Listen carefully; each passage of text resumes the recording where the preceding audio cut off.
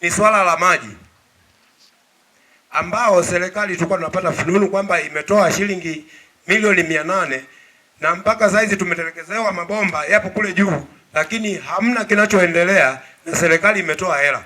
Kama chama, Mheshimiwa Meneja wa RUWASA wilaya, tunaomba ufanye time frame, utupe shedo ya namna ambavyo umejipanga kushughulikia mradi huu. Taarifa hiyo tuipate mkoani kwa maandishi inayoonyesha hatua mnazozichukua za kuvunja mkataba na kila kitu, na kwamba utekelezaji wa mradi hapa unaanza lini, ili sisi turudishe taarifa tuwaambie, na huko sasa mnapata taarifa ya kurudisha anaanza lini, mtuambie anamaliza lini, kwa sababu hapa inaonekana shida sio fedha, shida ni utendaji. Ndio haya tunayosema Dr. Samia Suluhu Hassan amefanya kazi nzuri, wanaotuangusha ni hawa tunaowapa kazi za kufanya. Maana hapa sio watendaji wetu, hawa ni ule upande wa pili wa mkandarasi. Na sisi tumesema tuwape wakandarasi wa ndani, tuwajengee heshima.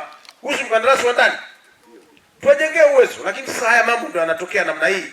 Afadhali tungempa mtu mwingine afanye mradi. Kwa hiyo hayo ndio maelekezo tunaomba yafanyie kazi, utupe taarifa, na kama mnakwama, sisi kwa pamoja tusaidiane kusukuma mpaka kwenye ngazi ya wizara. Sawa?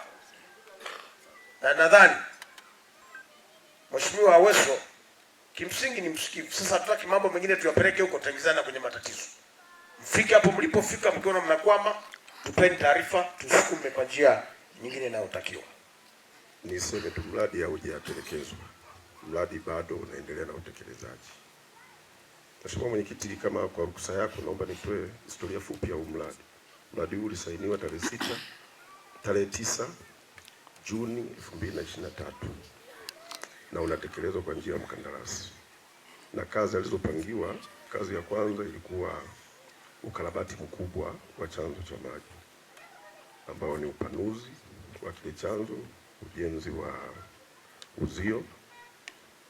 Lakini kazi ya pili ilikuwa njia kuu ya maji kutoka kwenye chanzo mpaka kwenye eneo aliyoelekezwa kujenga tenki jipya ambalo kuna urefu wa kilomita 4. Na eneo la tatu ilikuwa ujenzi wa vituo vya kuchotea maji vipatavyo 13.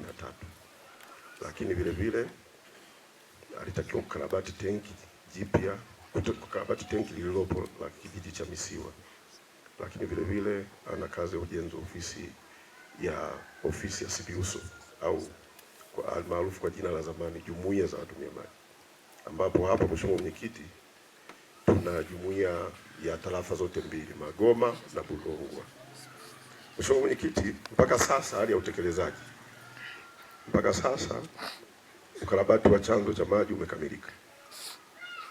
Mpaka sasa tenki limejengwa la ujazo wa lita 100,000, liko 90% ya ujenzi wake, bado finishing na kujenga uzio. Mpaka sasa vimejengwa vituo 7 kati ya vituo 13, maana bado vituo 6 havijajengwa. Lakini mpaka sasa mkandarasi bado hajafanya kazi nyingine kama nilivyosema. Kwa hiyo asilimia tulioileta mpaka sasa ni 45 ya utekelezaji wa mradi huu. Niseme tu kwamba serikali haidaiwi kwenye mradi huu, bali mkandarasi anadaiwa, na hii imetupelekea tuingie kwenye changamoto ya kimkataba.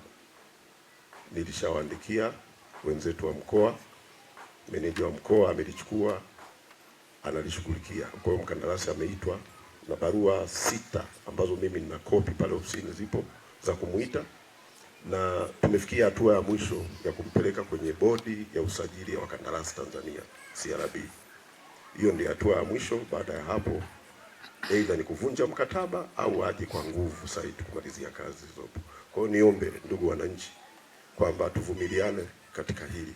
Mradi haujatelekezwa. Serikali ya Jamhuri ya Muungano wa Tanzania itatekeleza kwa njia yoyote, mradi utatekelezwa.